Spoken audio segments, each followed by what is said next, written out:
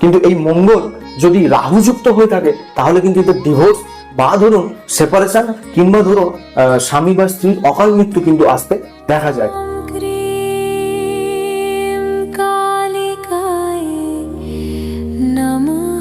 নমস্কার প্রিয় দর্শক বন্ধু, আমি অ্যাস্ট্রোলজার শ্রী সুমন চন্দ্র, আর আপনারা দেখছেন স্পিচ অফ অ্যাস্ট্রোলজি। আজকে ভিডিওর থাম্বনেল দেখে নিশ্চয়ই বুঝে গেছেন যে আজকে আমাদের আলোচ্য বিষয় হলো ভৌমদোষ অর্থাৎ মাঙ্গলিক দোষ নিয়ে। মাঙ্গলিক দোষের নাম শুনলেই অনেক মানুষের মনে ভয় কাজ করে থাকে। অনেকে বিশ্বাস করেন স্বামী স্ত্রীর অকাল মৃত্যুর কারণ কিন্তু এই মাঙ্গলিক দোষ। অনেকে বিয়ে ভেঙে যাওয়ার কারণেও কিন্তু এই মাঙ্গলিক দোষকে দিয়ে থাকে। কিন্তু সত্যি কি বিষয়টি এতটাই ভয়ঙ্কর, নাকি এর পিছনে রয়েছে কোনো ভুল ধারণা? প্রাচীন শাস্ত্রে একটি বিখ্যাত শ্লোক রয়েছে, লগ্নে ব্যয় চ পাতালে জামিত্রে চ অষ্টমী কুজে কন্যা হরতি ভর্তারং ভর্তা ভার্যান বিনশ্বতী। দর্শক বন্ধু, এই শ্লোক থেকে এটা বোঝা যায় কুজ অর্থাৎ মঙ্গল গ্রহকে বলা হয়েছে। তো এই মঙ্গল গ্রহটি যদি আপনার জন্মকুণ্ডলিতে লগ্নস্থান, চতুর্থ স্থান, সপ্তম স্থান, অষ্টম স্থান কিংবা দ্বাদশ স্থানে বিরাজমান থাকে তাহলে কিন্তু আপনি ভৌমদোষ বা মাঙ্গলিক দোষে দোষী হয়ে থাকেন। অর্থাৎ যদি এই দোষ নারীর জন্মকুণ্ডলিতে পাওয়া যায় তাহলে তার স্বামীর প্রাণ হরণ হয়ে থাকে, আর যদি এই দোষ পুরুষের কুণ্ডলিতে পাওয়া যায় তাহলে তার স্ত্রীর বিনাশ হয়ে থাকে। কিন্তু প্রশ্ন হলো, এই শ্লোকটি সব মানুষের ক্ষেত্রে কি সমানভাবে প্রযোজ্য? উত্তর হবে অবশ্যই কিন্তু না। কারণ শুধু মঙ্গল এই 5টি ভাবের মধ্যে যে কোনো একটিতে থাকলেই কাউকে মাঙ্গলিক বলা কিন্তু যায় না। প্রকৃত মাঙ্গলিক কিনা তা নির্ভর করবে তার জন্ম লগ্ন রাশির উপরে ভিত্তি করে।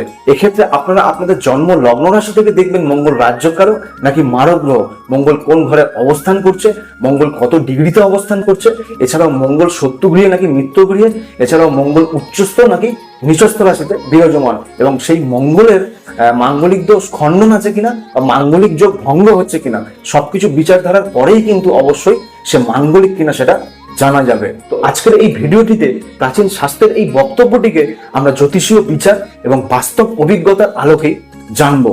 আসলে মাঙ্গলিক দোষ কি, কখন এটি কার্যকরী হয় এবং কখন এই মাঙ্গলিক দোষ ভঙ্গ হয়ে যায়। দর্শক বন্ধু, মাথায় রাখবেন এই ভৌমদোষ বা মাঙ্গলিক দোষ আপনার জন্মকুণ্ডলিতে লগ্ন রাশি থেকে কিন্তু বিচার্য, চন্দ্র রাশি থেকে কিন্তু অবশ্যই নয়। তো মাঙ্গলিক কথা অনুষ্ঠানে সকলকে স্বাগত জানাই। ভিডিওটি শিক্ষণীয় ভিডিও হতে চলেছে, তাই ভিডিওটি পুরোটি দেখার অনুরোধ রইল। যদি আপনার জন্ম লগ্ন রাশি টরাস অর্থাৎ বৃষ হয়ে থাকে তাহলে এই ভিডিওটি একান্তই আপনার জন্য।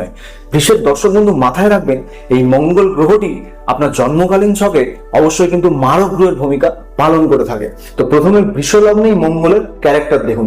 লগ্ন স্থানে যখন মারক গ্রহ মঙ্গল থাকে, বৃষ লগ্নে যাদেরই এটা আছে অবশ্যই কিন্তু তারা মাঙ্গলিক দোষের দোষী বলে জানবেন, অর্থাৎ অত্যাধিক মাঙ্গলিক দোষ কিন্তু ক্রিয়েট করছে।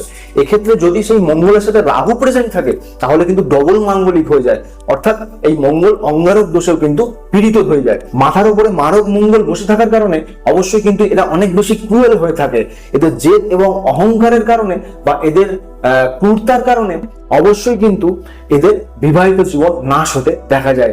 এদের ক্ষেত্রে যদি এদের হাজবেন্ড বা ওয়াইফ মাঙ্গলিক না হয় তাহলে কিন্তু এদের বিবাহিত জীবন নাশ হতে দেখা গেছে। দেখুন, লগ্নস্থান মানে দেহস্থান, তো দেহস্থানে মারক মঙ্গল থাকার কারণে এদের ছোট বয়স থেকেই কিন্তু স্বাস্থ্যহানির একটা লক্ষণ আসতে দেখা যায়। বৃষ লগ্নে মঙ্গল অবশ্যই কিন্তু সেই জাতককে সুখী করে না, এই মঙ্গল কিন্তু অশুভ হয়ে যায়, অর্থাৎ সেই জাতক বা জাতিকার মাঙ্গলিক দোষে বৃদ্ধি হয়। কিন্তু যদি এই মঙ্গল 0 ডিগ্রি অথবা 29 ডিগ্রিতে প্রেজেন্ট থাকে আপনার জন্মছকে বৃষ লগ্নে, তাহলে কিন্তু এই মঙ্গল মাঙ্গলিক দোষ ততটাও বৃদ্ধি করতে পারে না। অর্থাৎ মঙ্গল বলহীন হয়ে গিয়ে, মারক গ্রহ বলহীন হয়ে গিয়ে অবশ্যই কিন্তু আপনার মাঙ্গলিক দোষে ঘাটতি করে বলে জানবেন। তো এরপর বৃষ লগ্ন সাপেক্ষে চতুর্থ স্থানে মঙ্গলের ক্যারেক্টার দেখুন।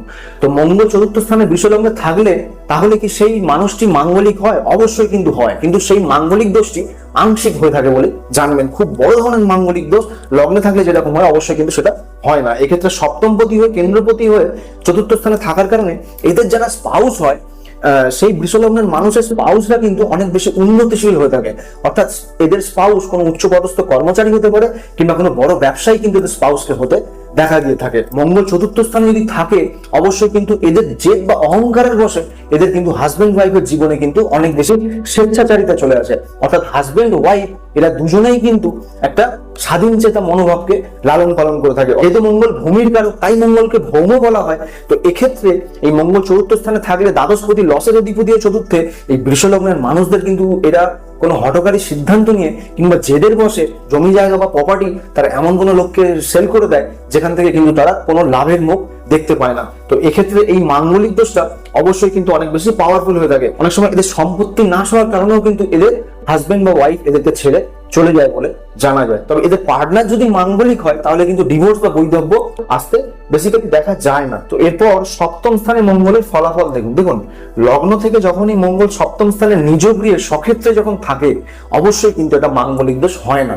অর্থাৎ বৃষ লগ্নের ক্ষেত্রে যদি সপ্তম স্থানে কারো জন্মছকে প্রেজেন্ট থাকে মঙ্গল, এটি রোচক রাজযোগে কনভার্ট হয়ে যায়। অর্থাৎ এই বৃষ লগ্নের জাতক বা জাতিকার এদের যারা স্পাউস হবে তারা কিন্তু অনেক বেশি উচ্চ পদস্থ হতে পারে। অর্থাৎ এদের স্পাউসরা কিন্তু অনেক বেশি সমাজ বরেণ্য কোনো মানুষ কিংবা এদের স্পাউসদের একটা গাম্ভীর্য বা অভিব্যক্তি কিন্তু অনেক বেশি স্ট্রং হয়ে থাকে। এদের জীবনসঙ্গী কোনো সম্ভ্রান্ত ফ্যামিলি থেকে আসতে পারে কিংবা এদের জীবনসঙ্গী এদের ফ্যামিলিকে অনেক সময় বহন করে বলেও জানবেন। ওই বৃষ লগ্নের এই মানুষের স্পাউসের নেচার অনেক বেশি ডমিনেটিভ হতে কিন্তু এরা দেখতে পারা। কিন্তু এই মঙ্গল যদি রাহুযুক্ত হয়ে থাকে তাহলে কিন্তু এদের ডিভোর্স বা ধরুন সেপারেশন কিংবা ধরুন স্বামী বা স্ত্রীর অকাল মৃত্যু কিন্তু আসতে দেখা যায়। কিন্তু সপ্তমে মঙ্গল যদি 0 ডিগ্রি কিংবা 29 ডিগ্রিতে থেকে থাকে তাহলে কিন্তু রোচক রাজযোগ সঠিকভাবে দেয় না। এক্ষেত্রে সেই জাতক বা জাতিকার যে হাজবেন্ড বা ওয়াইফ হবে তারা কিন্তু অনেক বেশি রুগ্ন নেচারের হতেই তাদের দেখা যায়। তো এরপর অষ্টম স্থানে মঙ্গলের ক্যারেক্টার দেখুন, দ্বাদশপতি হয়ে অষ্টম স্থানে মঙ্গল যখন আসে অবশ্যই কিন্তু মাঙ্গলিক দোষ দেয়। মাঙ্গলিক দোষ অনেক বেশি পাওয়ারফুল হয় কিন্তু এটা বিপরীত রাজযোগ কিন্তু হয়ে থাকে। যেহেতু দ্বাদশপতি হয়ে মঙ্গল অষ্টমে আসছে, যদি লগ্নপতি শুক্র ভালো থাকে তাহলে কিন্তু সেই বৃষ লগ্নের মানুষকে এই মঙ্গল বিপরীত রাজযোগ দিয়ে থাকে। অর্থাৎ ফার্স্টে বিপরীত সিচুয়েশন ক্রিয়েট করবে, তারপর কিন্তু সেই রাজযোগ অ্যাক্টিভেট করবে। কিন্তু এক্ষেত্রে একটা জিনিস মাথায় রাখবেন, যেহেতু মঙ্গল এখানে স্পাউসের লর্ড অর্থাৎ বিবাহের অধিপতি, তো অষ্টম স্থানে যতই এই মিত্রগৃহে বৃহস্পতির ঘরে থাকুক না কেন, ধনুতে যখন অষ্টম স্থানে মঙ্গল থাকে এরা কিন্তু এদের স্পাউসের অবশ্যই কিন্তু কথা শোনে না। অর্থাৎ এরা এদের স্পাউসকে কিন্তু অনেক বেশি আঘাত করে থাকে। এরা জীবনে প্রায়শই এদের স্পাউসের সাথে ভালো সম্পর্ক রাখতে পারে না। এদের 2 বার বিবাহ হতে দেখা যায়। এছাড়াও এদের মুখের স্পিচ কিন্তু কখনো মধুর হয় না। অর্থাৎ এদের বাণী অনেক বেশি কিন্তু কড়া হয়ে থাকে বলেই জানবেন। এদের বাণীর কারণে কিন্তু সামনের মানুষ অনেক সময় আঘাতপ্রাপ্ত হতে এদের দেখা গেছে। আবার অনেক সময় বৃষ লগ্ন সাপেক্ষে অষ্টমে মঙ্গল এরা কিন্তু এদের শ্বশুর বাড়ির সম্পত্তির একটা চাহিদা রাখার কারণেও কিন্তু এদের সম্পর্ক নাশ হতে দেখা যায় এদের স্বামী বা স্ত্রীর কাছে। তবে এই মঙ্গল যদি 0 ডিগ্রি বা 29 ডিগ্রিতে থাকে তাহলেও কিন্তু সেই মঙ্গল তার মাঙ্গলিক দোষে ঘাটতি দেবে বলেই জানবেন। কিন্তু এক্ষেত্রে একটা জিনিস মাথায় রাখতে হবে, সেই বৃষ লগ্নের মানুষকে কিন্তু অবশ্যই এমন কোনো মানুষকে বিবাহ করতে হবে যার কিন্তু মাঙ্গলিক দোষ কম বেশি আছে। তো এটা মাথায় রাখবেন। তো এরপর দ্বাদশ স্থানে মঙ্গলের ক্যারেক্টার দেখুন লগ্ন থেকে মঙ্গল যখনই দ্বাদশ স্থানে যায়, দ্বাদশপতি কিন্তু মঙ্গল অর্থাৎ বিপরীত রাজযোগ। দ্বাদশপতি হয়ে মঙ্গল দ্বাদশ স্থানে, এটা কিন্তু বিপরীত রাজযোগ। কিন্তু এই মঙ্গল যেহেতু এই জন্মছকে মারক গ্রহ, তো এক্ষেত্রে বিপরীত রাজযোগ হলো এই জন্মছকে কিন্তু দ্বাদশ স্থানে মঙ্গল মাঙ্গলিক দোষকে অনেক বেশি পাওয়ারফুল করে থাকে। এক্ষেত্রে এরা স্পাউসের থেকে কিন্তু অনেক বেশি দূরে কিন্তু এদের থাকতে দেখা দিয়ে থাকে। অর্থাৎ এদের কিন্তু বিদেশ যাত্রা হওয়ার একটা সম্ভাবনা অনেক বেশি পাওয়ারফুল থাকে। এরা এদের স্পাউসকে ছেড়ে কিন্তু বাইরের কোনো দেশে বা বাইরের কোনো রাজ্যে কিন্তু থাকতে পারে। এদের উন্নতি কিন্তু বিদেশে হয়ে থাকে।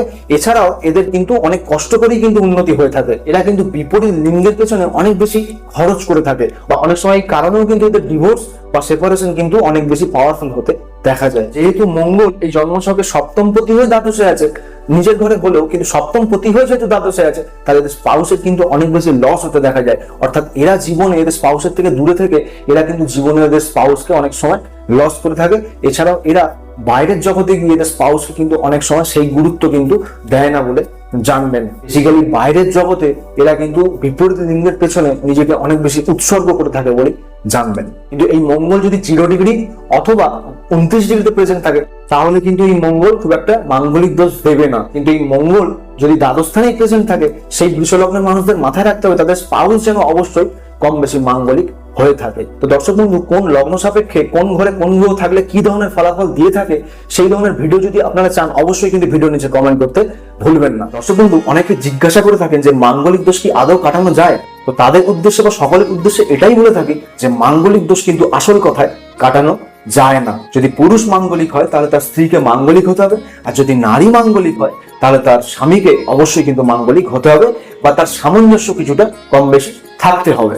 আপনার ব্যক্তিগত জন্মকুণ্ডলিতে লগ্ন সাপেক্ষে মঙ্গল কোন ঘরে কত ডিগ্রিতে বিরাজমান, ভিডিওর নিচে কিন্তু অবশ্যই কমেন্ট করে জানাতে পারেন। দেখুন, মাঙ্গলিক দোষের উপায় অকারণে কিন্তু সকলকে করা দরকার নাই। এক্ষেত্রে আপনার লগ্ন সাপেক্ষে জন্মকুণ্ডলিতে যদি মঙ্গল গ্রহটি সত্যি দোষযুক্ত হয় বা মাঙ্গলিক দোষে অনেক বেশি দোষী আপনারা হন, তাহলেই কিন্তু আপনারা মঙ্গলের উপায় অবশ্যই সারা জীবন আপনাদের করে যেতে হবে। আপনি ধর্ম বা জাতিতে যাই হন না কেন, আপনাকে এই মঙ্গলের শান্তির জন্য অবশ্যই কিন্তু কোনো নিমন্ত্রিত জায়গায় যদি আপনি যান, তাহলে সেখানে লাল বস্ত্র বা লাল দ্রব্য অবশ্যই দান করুন।